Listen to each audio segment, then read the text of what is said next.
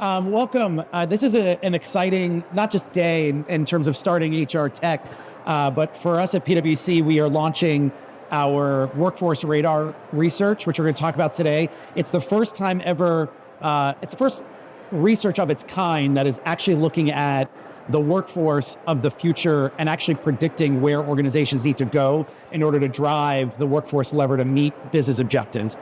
And we started this research about 13 months ago with the hypothesis of, if there were a GPS for business leaders that could say, I want to get to X result, how do I actually use the workforce as a lever in order to achieve that result? And we thought that there was this space that was missing in a lot of the research. And if you sat in Josh's keynote this morning, you heard a lot about the research and the insights that they have around looking at what people are doing. And what we tried to do is say, let's figure out where people are going and where do you need to go next versus what's happening and what people are doing behind. So we launched the Workforce Radar research 2 weeks ago. This is actually our first discussion we're having live with humans, not on little Zoom screens. So it's nice to see people in person, and thanks for joining us today. A little bit about the research, and then I'll introduce my colleague Jason, or let him introduce himself. This research, like I said, encompasses a 13-month program that we led. It included us meeting with over 100 organizations. We did a survey of about 20,000 individuals, so about 18,000 workers, 1,800 HR professionals, and over 2,500 business leaders, so CEO, business leaders, to kind of look across what's happening in the workforce, and then obviously with PwC, our own insights and experiences as well to kind of formulate the basis of the research. So we'll talk about it today. We're really going to dive into the intelligent enterprise, which is one of the 5 signals. We thought it'd be relevant for where we are today with HR tech. But first, Jason, let me give you a chance to introduce yourself. Sure, Anthony, appreciate the invite, and thank you to PwC. My name's Jason Serrato. I'm the Vice President of Talent Center Transformation for Eightfold, and we're excited to partner with PwC on a lot of these initiatives. I've been reading through the research over the last few weeks, and the way you described it definitely resonates. Having a GPS with some very practical advice for where the world of work is going. And at Eightfold, we have a podcast called The New Talent Code, where we talk with business leaders that are going through this transformation. And the way I like to frame it is the requirement to think differently, manage differently, and measure differently. And I think that rings true in the report. So excited to talk about it with you today. Really enjoyed going over the research. I've already kind of documented a few things that I'll be sure to use in my travels. Commit to memory. But excited to talk about it with the crowd here, and thank you everyone for joining us. And as an aside, Eightfold is one of the companies that we featured, that we talk in the report, really about not just how Eightfold is transforming the talent intelligence space, but also themselves, what Chano, their CEO, and what the organization has done in terms of using that technology on themselves, so eating their own cooking as well, which is great. But actually, Anthony, if I could ask the first question, I'd like to ask the question of you. When we work with organizations that are thinking through this, one of the things that I think stands out is either the understanding or the lack of understanding of how this is different from all the previous times we've talked about transformation, from all the previous times we've talked about skills. Now with, the acceleration of technology, specifically generative AI, one of the things that I'd love to get your perspective on coming out of the research is, why is now different, and the sense of urgency to actually think about this differently and prepare for where the world of work is going. I mentioned yesterday, we're no longer talking about the future of work, we're living in it. Yeah. But wanted to talk to you about kind of why this moment is different and that sense of urgency. Yeah, so it's kind of like when we started with this hypothesis last year around the research, you think about what's happening in the world today, right? So let's just look at the US as an example. First, we have, a ever-changing economic environment, right? Today, yesterday, last week, today, rates, inflation, the consumer index constantly is changing and transforming the way businesses operate in just the day-to-day environment. 2, We have the pace of change is moving faster than it ever was. That's nothing new. The reality is that if you look 10 years ago, the average number of changes that an employee went through per year was about one. It's actually 1.2. Today it's over. Is that me? Today it's over 10. Right, so you think about yourself from a perspective where we have more change that's being introduced on a regular basis into the organization.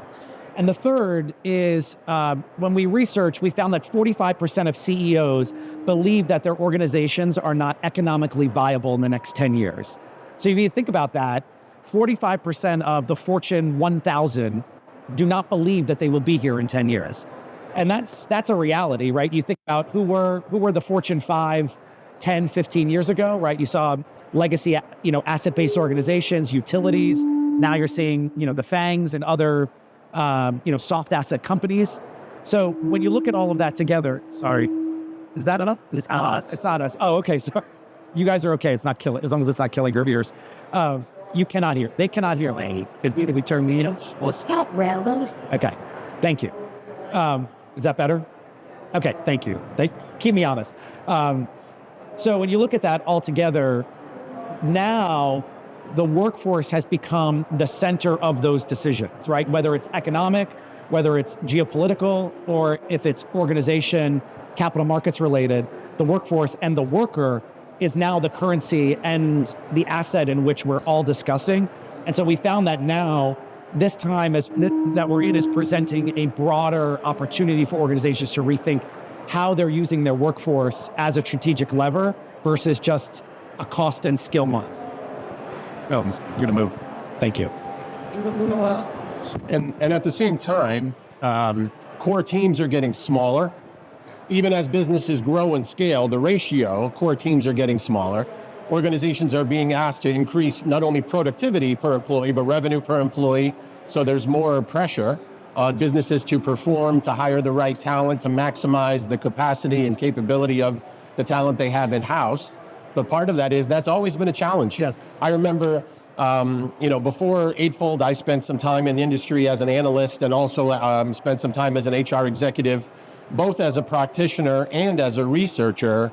One of the findings we would always hear from the C-suite was how long it took and how difficult it was to truly understand their own talent and their own internal capabilities. Yeah. So now with this, fast pace of change, all the environmental pressures, the need to have that visibility, that understanding, that focus is even more essential. Yeah, if you think about it, is this better? Yeah, there we go. When you think about it now, the nature of work and the expectation continues to increase. The efficiency, we haven't seen the amount of efficiency that we're expecting, and now with generative AI, really where we are this year and why HR Tech is so exciting is that generative AI is actually starting to become into more of the practical and pragmatic implementation and all these organizations behind us. Even what we found in our research, 63% of executives believe that generative AI will create more effective and efficient opportunities for work, but less than half of workers actually see that happening today. So there continues to be this dissonance. Leaders are expected to do more and get more efficiency, yet the worker they're not seeing that yet. And when we talk to a lot of CHROs in our research, most of them are saying, yeah, we know we need it, we need to do it.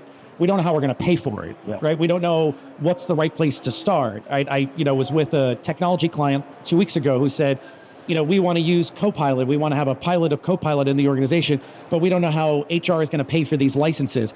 So we're still thinking about it in the old manner, the old ways, versus how do we define the way, which the research gets into around helping the CHRO become the hero to drive this, to find opportunities to free cash flow, to create the opportunities to get the efficiencies with generative AI. So how does the CHRO become the hero? I know in the research, one of the things that the Workforce Radar report does really well is try to connect this to the balance sheet. Yes. And when the organizations that we're partnering with at Eightfold that are going on this transformation journey, the ones that are doing this really well are tying these initiatives to a specific business problem, something that the executive leadership team couldn't ignore and that they couldn't solve with their existing tools or their existing approach. and then saying, here's a new approach for how we're addressing this challenge. And then from there, looking up to say, well, what else is a challenge in the organization that we can apply this technology to? So they're taking a problem-oriented approach that's driving a direct business result and not just improving HR for HR's sake. Yes. And going through a project for a new or shiny tool. It really is connecting it to the balance sheet. But in the research that you've done and the organizations that you're working with, there's a lot of people saying, now is the time, HR. I think HR has been asked to do a lot of things for a while. So it's not just now is the time, it's been the time. But how is this different? How can they step in and become the hero? Yeah, I mean, so, when we were doing the research, every CHRO we talked to, we asked them about, have you been asked to reduce the cost of HR, reduce heads, reduce capability? Yes, yes, yes. Everyone is constantly having to do more with less. That's been happening since the 90s. What we found, what's different now is there's two parts in this. One of the signals that the research calls out is being a talent magnet and a talent factory. Right, so we talked to CEOs and CHROs and said, which one do you think is more important? And the reality is it's both, right? So one is figuring out how do we become a talent magnet and dial up when we need to be attracting talent and bringing talent into the organization versus a talent factory who's creating capability and skills within the organization. I mean, how much they invest in both of those. That's one. The second piece is this idea of the workforce balance sheet. And I've been advising CEOs and CHROs for almost 30 years now. I am tired of talking to CHROs about getting a seat at the table and having a voice. Like, those days are over, right? If you're in HR and you're helping, HR organizations drive efficiency and be brought to achieve that talent magnet, talent factory continuum, right, now is the time where the CHRO has to be the hero in the boardroom, the way the CFO has been for decades, right? The opportunity we have today with the workforce balance sheet, which is the fourth signal that we call out in the research, is really understanding, when getting in front of the CEO or the CFO saying, cut your cost, HR, you're too expensive, right? We have a world-class capability at PwC, Saratoga, which I'm sure you all know. We help organizations benchmark, and it's wonderful. On its own, it's never enough. You have to think about what the workforce balance sheet that HR owns and actually find the opportunities where you can free cash flow and come to the board and come to the management with the opportunity to say, I can reduce or create a set of OpEx improvement that I could then reinvest into the technology and the capabilities that we need to be a talent magnet, talent factory. And I can do so without increasing my OpEx within HR. I can be more effective with the capabilities. I can set myself up for generative AI and bringing that agentic workflow into the organization, not just HR. And CHROs have to stop looking at reducing their headcount, reducing their cost, and taking a blunt instrument to RIFs and workforce reductions, because we're in a place right now where we need the workers we have, and we need the opportunities to solve the problems that our business problems with the skills we need, right? If you were in Josh's conversation this morning, right, solving that problem, it's not just upskilling for upskilling purposes. It's actually saying, if we're looking to reinvent our business model, if we're looking to drive new products and services, those skills that we're going to need, let's not go out to the market every time and kind of rehire. Let's learn from the pandemic and find the ways in which we could drive that from within.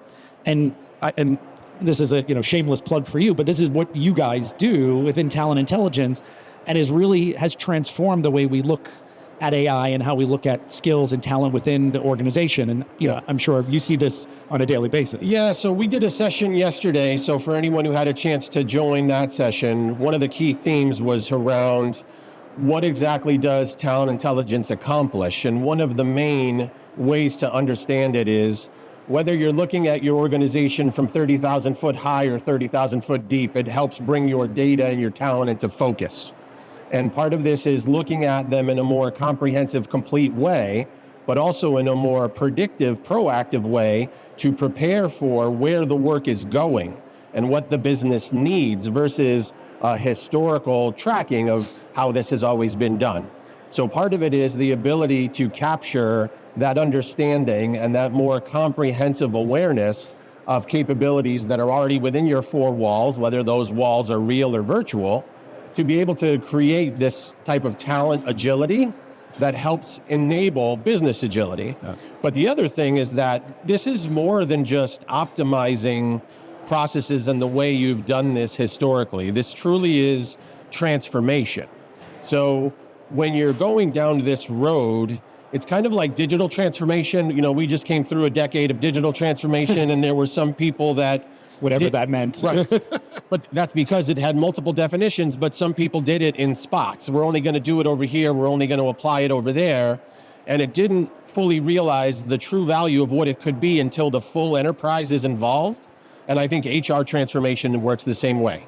So when we talk about breaking down silos, working more collaboratively, cross-pollinating strategies, cross-pollinating budgets, and sharing resources, I think this is more the world of work that we're moving towards, but then also being both a talent magnet and a talent factory looks very different in today's world.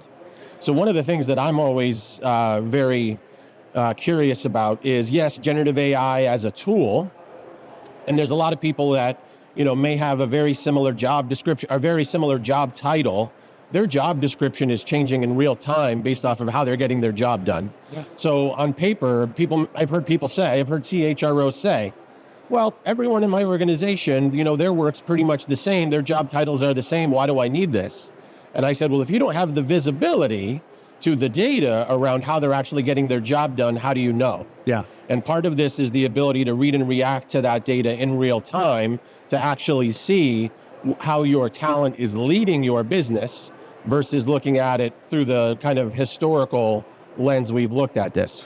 But then the other challenge is really transforming how you measure and manage this, because in some cases, the way you do this is turned upside down. Yeah. So, upskilling, reskilling, internal mobility. I've talked to a lot of organizations that have very constant measures around attrition and retention, but not necessarily development and mobility and cross-pollination and moving people around. So how do you create that talent factory as well? Because also how we've done this historically was there were these career ladders where you've kind of learned on the job and moved through the chairs to develop the capabilities you need to eventually be a leader. Yeah. A lot of those positions are the positions that are gone. Yeah. Or even if they're not gone, they're being removed strategically to create agility. Yeah. Right. So we were working with an organization that recently was talking about moving from 14 levels down to 4. So if you're flattening the organization to increase agility and movement and move bureaucracy out of the way, well, developing opportunities to learn on the job and build that talent factory looks very different than how we've built those things in the past. Yeah. And, I think it's interesting because we talk about it and we've been talking about like the personalized career paths, learning journeys, skill development. And it tends to be for HR organizations such a high mountain to climb, right? What are you seeing that, or how is Eightfold or generative AI, how is that helping create the strategies to get to that outcome of that personalization that's needed? So it's definitely one of the most frequent questions. Where do we start and how do we tackle this? I think people have moved beyond the why and they're definitely interested in the outcomes, but they want to learn what are all those things that happened between someone taking the leap and someone finding the outcomes? What's the what, when, where, how? And I think part of this is, again, the ones that have been very successful have focused on very specific problems that didn't try to boil the ocean and do everything at once to really prove out how these new technologies and this new visibility could tackle that problem and drive some type of outcome for the business, and then look up and say, okay, how do we iterate and add to the next phase and add to the next phase, and what can we bring to the table to solve for the business? So for example, working with automotive companies and manufacturers that are moving to electrification, right? So it's not trying to do this for all roles everywhere. It's doing this for the roles specifically aligned to shifting to an electric manufacturer. Right. Or working with companies coming out of any type of financial issues, aiming this technology at positions around financial management. Yep. Let's address those challenges first, show how this gives us visibility into the skills that we currently have, maybe the skill gaps of the incumbents, how it compares to the market, Let's show how we can solve for that problem, and then look at where else in the organization we can start to tackle. Others have been, very unique IP that organizations are developing for themselves. And if they're developing some new method, so we work with a lot of, pharmaceutical and biotech firms where they're doing very specific, gene therapies that are very new and cutting edge. The people that are doing that work are leading in the field, but also can basically call their shot and go anywhere in the market because everyone's trying to capture that capability. So one of the ways to compete there is you need to be able to develop that from within. So how do you become the talent factory? Well, you start to look at skill adjacencies and learnability, and how can we move people from other areas into this space to develop this IP ourselves? Because if we want to be the talent magnet, that's one way to do this, but it's a very limited talent pool and it's very expensive. So I think part of this is using the visibility of the data to have multiple approaches at this, whether it's recruit, retain, redeploy, redesign, build, buy, borrow, bot, whichever alliteration you prefer. But the whole point of this is if you don't have that visibility, how we've done this in the past was we need to go outside, we need to create a requisition, we need to hire, and then we've overhired, we need to have a reduction in force. Exactly. And there's the phrase. When will we learn? If all you have is a hammer, everything is a nail, right? Yep. So this gives you the granularity to have more strategic capability to address it in a variety of ways. There's no silver bullet, but a lot of different dials and levers that you can push. And then from there, that creates agility. And I think that's an important part. We when we were doing the research in the intelligent enterprise, this point about skill adjacencies is so important, and I think probably one of the most powerful business impacts for organizations, because we came out of the pandemic thinking, okay, we hired all this talent, demand has decreased, we're normalizing, we got rid of talent, big tech hired up a lot, they reduced their workers, they probably did things in the okay way. I wouldn't say all the right way. But learning about the skill adjacencies, I think, is the real opportunity where we unlock the power of this technology. And, it's great to sit here at HR Tech and talk about all this exciting technology. Let's also not forget, the plumbing and the infrastructure. Sure. We talk about this because, my co-authors and I, when we were writing the research, everyone was kind of shiny penny magpie. Let's talk about GenAI and all this great stuff. They'd say yeah, but you know what? The plumbing and the infrastructure of the home needs to be right for us to be able to live in it and enjoy our time there. And there is a lot, hundreds of millions, billions of dollars that are thrown into, HCM cloud infrastructure that's just not getting the result we need. So in order to take advantage of a lot of this, we need to look at, how do we fix that infrastructure first to enable us to leapfrog using generative AI. And, 30 years ago when I started my career, it was always, don't let the technology lead the business leads the technology. I don't think we're there anymore, right? You walk around this, this hall, right? The technology can lead the opportunity to get to the business outcome, but you have to know the business problem you're solving. And that's, I think, where, the bigger opportunity is around technology, and where I think, organizations right now have to foster that culture. So if you're a technology professional, right, you have to think about how do we embed that behavior in leaders to help them drive this continuous learning environment.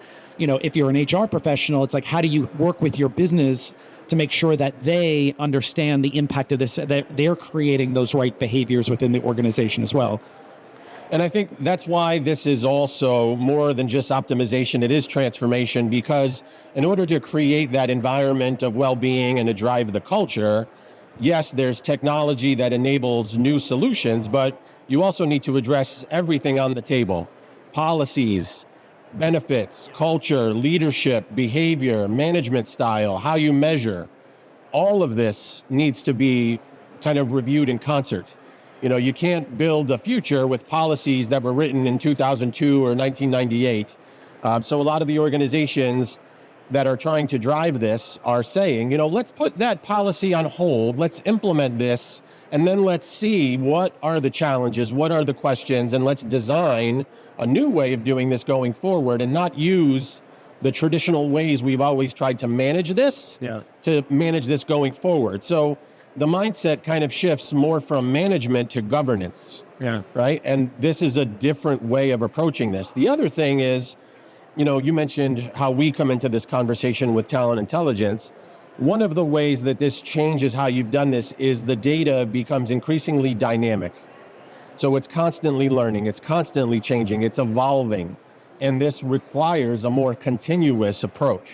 So a lot of the things that we've typically done tied to an annual calendar or in specific cycles now become continuous. And the technology and things like AI help raise visibility to what you should be paying attention to, but it also increasingly becomes something that's increasingly done in real time versus, every spring or twice a year. And, the data will tell you what to pay attention to and what you're okay with kind of leaving status quo, but this becomes a living, breathing, continuous, dynamic thing. It's so true. And I talk to, a lot of CHROs, in my travels and not just for the research and, we're doing with clients. What's funny is that I still am amazed that CHROs are still in this place of saying, like I was talking before about the co-pilot, how do I pay for licenses, right? Something so simple, or how do I get licensed for a new talent intelligence? And they're not thinking about that holistic view, right? They're not thinking broadly. And coming back to the research and the workforce balance sheet, we found that, there's an opportunity for CHROs to kind of zoom out and say, what are actually all the costs that are associated with the workforce?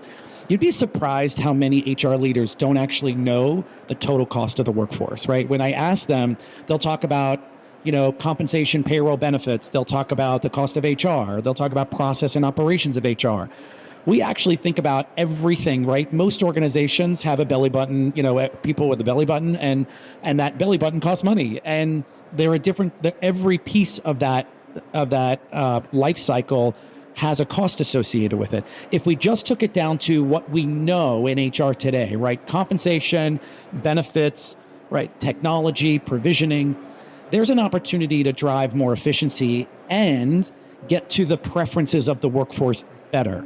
What we've seen is we can actually, when we're asking the worker what their preferences are, right? After fair pay, right? Everybody wants to be paid well. Fair, well, whatever you want to call it. Good compensation, good salary, always important. So put that aside. It's always going to be number one. After that, opportunities for skill developing, right? And then the benefits that they need in order to live their life. That's different for everybody. And when you start to look at preference analytics and a conjoint analysis of saying, would you prefer another PTO day versus this wellness benefit to do yoga or have a gym in the building or have food delivered every day, right? People get down to what is core and what is needed for themselves. And what we found is that after the pandemic, tens of millions of dollars are spent on benefit programs that organizations no longer use, like employees are not even touching. Right. So in the US, an average of $1,000 to $3,000 per employee can be saved by just focusing on the benefits that employees want and what their preferences are. And so you can achieve the preferences of your workforce. You could reduce your overall cost of the workforce on the balance sheet, and you could use that as a way of funding this ROI of getting into talent intelligence, into agentic workflow, into using generative AI and analytics within the organization to embed that efficiency of data within the worker, within HR.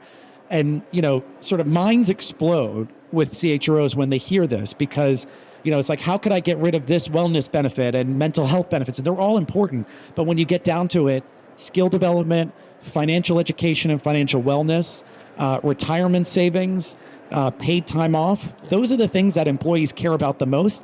And in different parts of your life, whether you're starting a family or you have an aging family, right, there are other pieces on the fringe.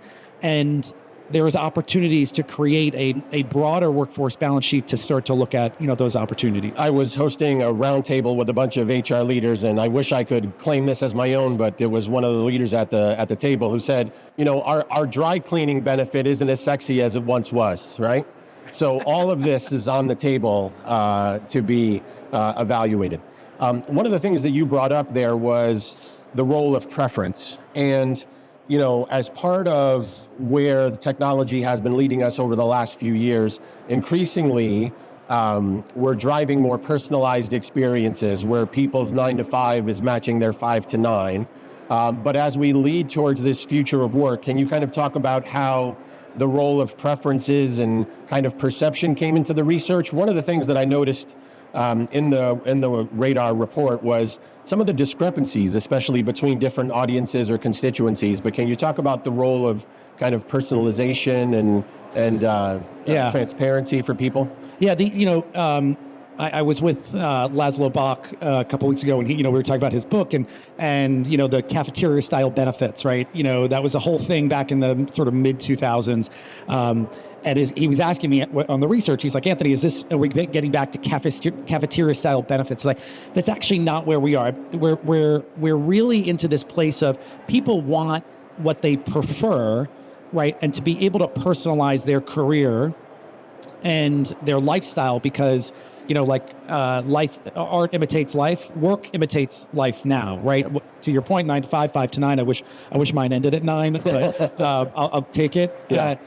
That mirroring of that is actually what we need to bring in. And part of the research, one of the second signal is around a purposeful location strategy. It's a lot in the news today, but if you think about this whole point of the intelligent enterprise, where people are working, where, when, and how they are working, and then how they can personalize that for themselves. When you get down to understanding the preferences of your workforce, you can actually achieve a greater level of engagement with workers and driving that through all of these different signals. What we saw in the data is that, no surprise, this I'm sure it won't be, the most engaged workers right now are hybrid workers, right? Followed by in-person, and third is remote. So remote workers are not the least engaged, they're just not the most engaged. Also, the differences between men and women. So there's a discrepancy between how women perceive hybrid work, how they're approaching hybrid work. There's a difference between men and women in adoption of generative AI. So we saw in the research, men are more likely today to be adopting and experimenting with generative AI than women. What we found in the research is not a lack of desire or trying. It's, no surprise, opportunity, and opportunities that are presented equally within the workforce. I say this all because when you're looking at these different parameters, again, when you're a hammer and everything is a nail, right? As you think about technology, the first problem we're trying to solve is productivity and performance of the workforce, right? What do we ultimately want? We want our workforce to be able to perform and operate the best and most efficient way possible, right? Generative AI can get us there, machine learning can get us there, right? But there are some fundamental basics that we are still missing as we personalize and adapt to the preferences of the workforce. And a lot of that are simply the things that exist today that CHROs, that many of you can drive when you take a more balanced approach to looking at benefit plans, programs, health and welfare, wellness, retirement, paid time off, as well as the technology that we're going to use to help support your day-to-day, whether working in a hybrid environment, working remotely, in the office. I'm sure you've seen the news in the last week of 2 major organizations who announced a full week return to the office. There's an entire chapter, a signal in here around the location strategy. Mandates don't work. You disenfranchise the workforce, and you're creating dissonance between leaders and workers. And so thinking about the purpose to do that. And by the way, sometimes the purpose is to reduce the workforce. You want to, people are using that as a way. It is a strategy. It's not one I like. It's not one that I advise clients to do. But the mandates don't work. And really getting back and understanding those preferences and how to personalize the experience of the workforce will still win at the end of the day. And we can do it by balancing that reduction in OpEx to be able to reinvest into those capital improvements that organizations need. And I think part of this comes from the capability of some of the new tools like talent intelligence for this connected visibility. Yes. Right? So when you talk about the engaged workforce, one of the offerings that we have is this ability for kind of personalized guided career navigation, but it's not solely visible to the individual, it's also visible to the organization. So you can have a personalized experience unique to you for how your profile can map to the organization for common career paths, adjacent career paths, maybe even company recommended career paths where they're trying to make people aware we need people over here. Yes. So it's kind of done, in concert with the individual and the organization. But in the same platform, you have the enterprise view where they're trying to build strategic workforce plans for aligning with the business. So as you have this kind of continuous, dynamic, connected visibility, you're trying to reach a point in the future that is a constantly moving target. Yeah. The ability to have data that is dynamic and learning and moving gives you the ability for those two things to potentially reach the same point with a greater likelihood of accuracy because it's continuously learning and evolving in real time. So this kind of creates that win-win where it's explaining to the individual kind of how their skills map to the organization, but also how their skills map to where the organization is prioritizing for the future. But then as the organization is putting those plans into place, they have visibility to the people already in their organization for how to use them, redeploy them, and allocate them towards the future plans of the business. And I will say, if you haven't seen the Career Navigator that Eightfold built and Josh was talking about earlier, you should check it out. It's a great way of seeing how this technology, how it works for you personally. Hopefully you're not looking for a new job, but I think But the thing about it is, so I appreciate you mentioning that, is it becomes a living, breathing thing. Yeah. As people update their profile, as they complete training, as they engage with mentors, the more information they put in their profile, the system is learning. But it's also learning from how the roles are changing, how those career paths are changing, how those jobs are changing. So this is no longer just replicating the way this was done historically on an Excel spreadsheet or in a PowerPoint. This is now what I refer to as dynamic career pathing. And every time someone completes something or goes into the system, there's something new to see. And it's actually connecting training to outcomes and career paths. So people are actually seeing which training available to me actually may have an impact in where I'm trying to go. So what happens is we have organizations that are reporting kind of the what's in it for them. Higher levels of adoption and training completion than they've ever seen, 300% increase in training hours, an additional 6.8 course completions per year per employee, 91% repeat visitors to the portal, because this is no longer a static thing. This is now, every time I make an effort, the information is matching my effort to show me something new. Yeah. I want to be mindful of time and just say, first of all, I realized when I started this, I never introduced myself, so you don't know who's been talking this whole time. But my name is Anthony Abatello, partner at PwC, and I lead our human capital consulting business for the firm. I also led our research that we've been talking about today, Workforce Radar. If you haven't had a chance to check out the research, there are QR codes and cards, or you can go to pwc.com/workforce radar. Check it out. If you have questions, we'd love to talk to you more about it. Jason, thank you for joining us today. Thank you all for being here. We'll hang out if there are any topics or questions you want to know more about. We'll be around, and feel free to visit us throughout the week. But enjoy the rest of your time at HR Tech, and thanks for joining us today. Thank you.